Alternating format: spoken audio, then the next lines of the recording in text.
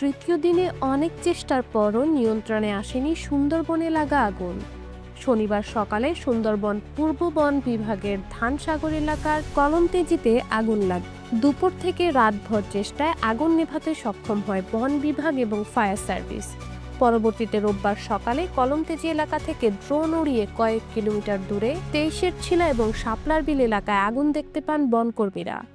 দুপুর থেকে সেখানে আগুন যাতে ছড়াতে না পারে সেজন্য ফায়ার নালা কাটা হয়। রাত থেকে পানি ছিটানো হয় সে স্থানে।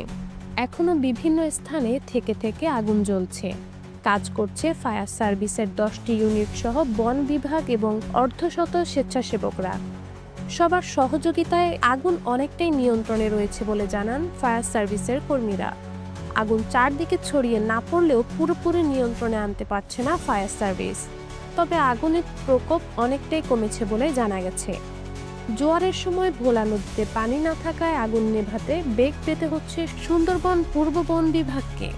আগুনে এরই মধ্যে সুন্দরবনের আলাদা দুটি স্থানে প্রায় 10 একর বনভূমি পুড়ে গেছে।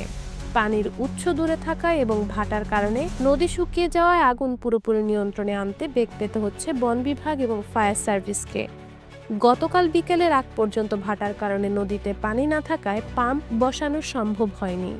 পরবর্তীতে সন্ধ্যার পরে মরা ভোলা নদীতে পাম্প স্থাপন করে পাইপ টানার কাজ শুরু করে বন বিভাগ এবং ফায়ার সার্ভিস। রাত 8:30টার পর পানি দেওয়া শুরু করলেও কিছুক্ষণের মধ্যে পুনরায় ভাটার কারণে তা ব্যাহত হয়। এরপর মধ্যরাতে জোয়ার শুরু হলে আগুন নেভাতে আবারও পানি দেওয়া শুরু করা হয়। পরপর 2 দিনে দুটি অগ্নিকাণ্ডের ঘটনায় বন বিভাগ এবং পরিবেশবিদরা উদ্বেগ প্রকাশ করেছেন। গত 23 বছরে সুন্দরবনে 27 বার আগুন লেগেছে। বেশিরভাগ অগ্নিকাণ্ডের ঘটনা ঘটেছে পূর্ব বন বিভাগের চাঁদপাই রেঞ্জের বিভিন্ন এলাকায়।